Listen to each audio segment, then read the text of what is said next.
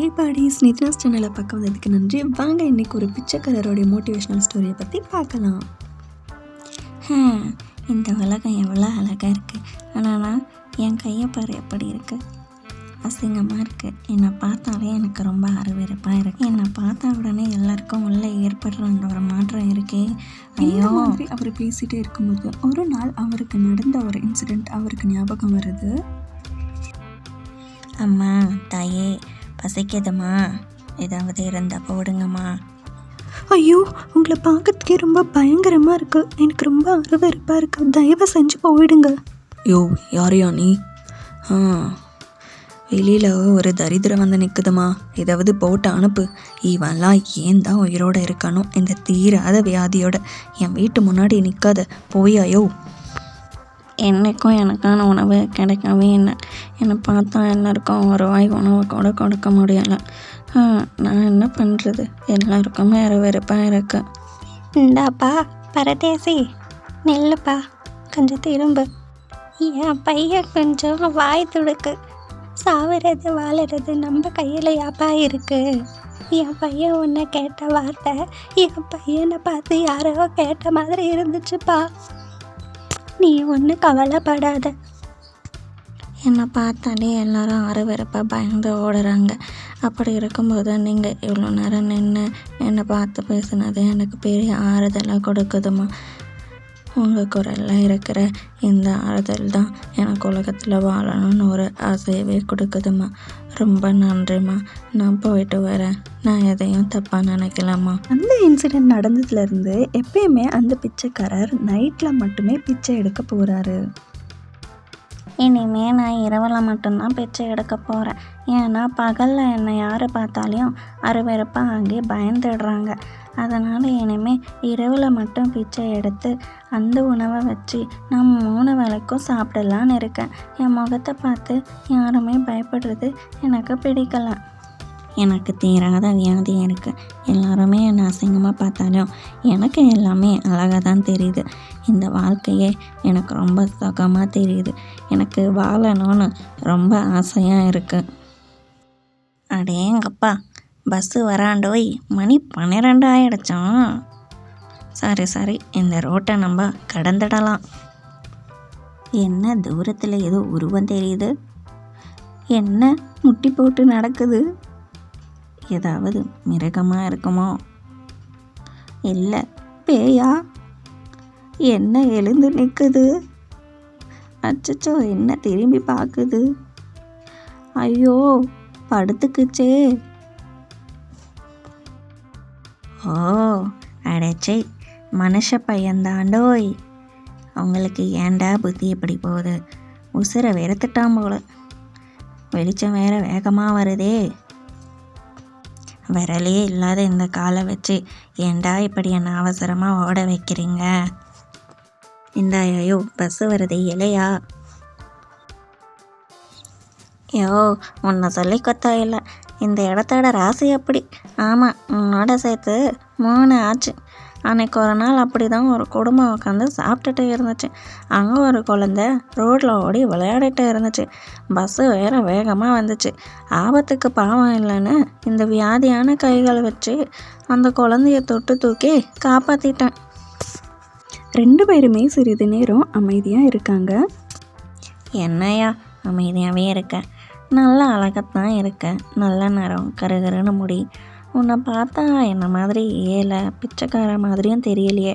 அப்புறம் ஏன் உனக்கு இந்த தற்கொலை முடிவு? சரி, எழுந்து வாயா, அந்த திண்ணையெல்லாம் உக்காருவோம். யோயோ, என்னையா தடுமாறுற? ஓ, உன் கால் செயலிழந்து போயிருச்சா? இறையா, நானே வந்து உன்னை கூட்டிகிட்டு போகிறேன்.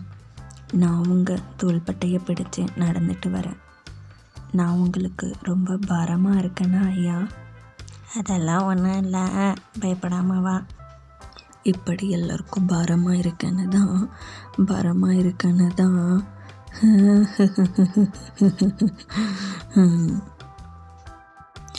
உசுரை விட்டுறலான்னு பார்த்தியா? ஏயா எப்போ பார்த்தாலும் உனக்கு உன்னை பற்றியே தான் நினப்பா. அது சரி, நீ பாட்டுக்கு சாவரத்துக்கு வந்துட்டியே. உனக்கு அப்பா அம்மா குடும்பம்னு ஒன்றும் இல்லையா? இல்லை என்ன மாதிரி அனாதையா? அதோ அங்கே தெரியுது பாரு, அதுதான் என் வீடு. அம்மா இருக்காங்க, தம்பி இருக்காங்க. தம்பிக்கு மேரேஜ் ஆகி குழந்தை கூட இருக்குது. அம்மாவுக்கு ஒரே நம்பிக்கை, எப்போ பார்த்தாலும் தம்பிக்கிட்ட பணத்தை வாங்கிட்டு இந்த டாக்டரை பார்க்கணும் அந்த டாக்டரை பார்க்கணுன்ட்டு டாக்டர்ஸை பார்த்தது மட்டும்தான் மிச்சம். அவன் என்ன பண்ணுவான் பாவம், எனக்காக அம்மாவும் தம்பியும் டெய்லியும் சண்டை மட்டும்தான் போட்டுப்பாங்க. தம்பி கோவத்தில் ஒரு நாள் என்னை நொண்டின்னு சொல்ல உடனே அம்மா ஓன்னு அழ ஆரம்பிச்சிட்டாங்க.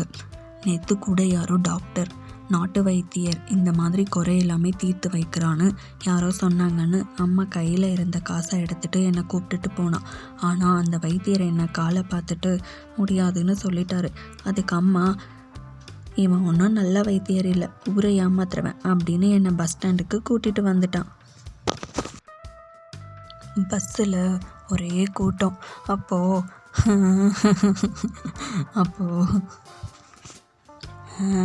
இவன் சாவறதுக்கு இதுதான் காரணம் போல். பையன் வேற அழுதுகிட்டே இருக்கானே, மேலே சொல்லுப்பா. பஸ் சீட்டில் உட்காந்துட்டு இருந்தோம். அப்புறம் தான் தெரிஞ்சது அது லேடி சீட்டுன்னு. அப்போது நெக்ஸ்ட் ஸ்டாப்பில் ஒரு அழகான பொண்ணு பஸ்ஸில் ஏறினான். அவள் சீட்டை நோக்கி வந்தாள். அப்போது அவள் இடத்துல தான் நான் உக்காந்துட்டு இருக்கேன்னு தோணும்போது என்னோடய ஆண்மை எனக்கு உறுத்துற அந்த நேரத்தில் கண்டக்டரு, இந்தாயா ஆம்பளை பொம்மை நாட்டி நிற்கிறாங்கல்ல அப்படின்னு சொன்ன உடனே நான் கால் இருக்க மாதிரியே எழுந்து நின்றுட்டேன். கொஞ்ச நேரம் கழித்து எனக்கு கால் நடுங்க ஆரம்பிச்சிச்சு. இன்னொருத்தர் சொல்லி கேட்க முடியாத அந்த வார்த்தையை என்னோடய அம்மாவே சொல்கிற நிலமை வந்துச்சு. அப்போது என் அம்மா, ஐயா அவன் நொண்டியா, அவனால் நிற்க முடியாது ஐயா அப்படின்னு சொன்னாங்க. அப்போது நான், இல்லைம்மா நான் நிற்பேன், நீங்கள் உக்காந்துக்கோங்க அப்படின்னு சொன்னேன். அம்மா அப்போது, இல்லை கண்ணா உன்னால் முடியாது, வா இங்கே உட்காரு அப்படின்னு சொன்னாங்க. பஸ்ஸில் எல்லோருமே ஒரு மாதிரியாகி என்ன பரிதாபமாக பார்த்தாங்க. எல்லோரோட அந்த பரிதாபமான பார்வையும் என்னோட அம்மா வாயாலே கேட்கக்கூடாத வார்த்தையும் கேட்டதுக்கு எனக்கு என்னுடைய உயிரையே அறுத்த மாதிரி இருந்துச்சு. ஓ, இதுதான் உன் பிரச்சனையா? உனக்கு இன்னும் வயசு இருக்குது, வாழ்க்கை இருக்குது. உனக்கு ஒரு கஷ்டம்னா வருத்தப்படுறதுக்கும் உதவி செய்கிறதுக்கும் உறவினர்கள் கூட இருக்காங்க. நீ வாழணும்னு ஆசைப்படுறதுக்கு அன்பான தாய் இருக்கா. நீ எதுக்கு சாகணும்? ஆனால் எனக்கு யார் இருக்கா? எனக்கு ஒரு கஷ்டம்னா வருத்தப்படுறதுக்கும் உதவி செய்கிறதுக்கும் உறவு இருக்கா? நான் வாழணும்னு ஆசைப்படுற ஜீவன் என்னை தவிர யாருமே இல்லையே. இந்த உலகமே என்ன முகம் சுழிச்சு அருவருப்பாக தானே பார்க்குது. இந்தாயா, நீ சாகக்கூடாது சொல்லிட்டேன். 2 கால் இல்லைன்னா என்னையா, 2 கையால் இந்த உலகத்தையே வளைக்கலாமே. வாழ்கிறதுக்கு கையும் காலெல்லாம் வேணாயா, நல்ல மனசு தான் வேணும், அறிவு வேணும். மனுஷங்களோட அறிவு யானையை விட சிங்கத்தை விட வலுவானது. கால் இல்லாத குறைய மாற்றிட்டு எப்படி வாழணும்னு யோசிச்சின்னா கால் இருக்கிறவங்கள விட நீ வேகமாக ஓடிட மாட்ட. உங்கள் அம்மாவை என் மகனுக்கு கால் இல்லைன்னா என்ன, அவன் என்ன காரியம் பண்ணுறான் தெரியுமா அப்படின்னு பெருமைப்பட வச்சுட்டேன்னா அவங்க ஏன் உன் தம்பிக்கிட்ட கையேந்திட்டு நிற்க போகிறாங்க? நீ என்ன மாதிரி தீராத நோயாளியாயா?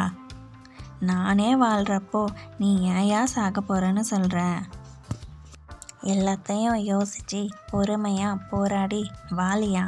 நான் சொல்கிறத கொஞ்சம் யோசிச்சு பாரு. ஆமாம் ஐயா, சரிதான், நீங்கள் சொல்கிறது சரிதான்.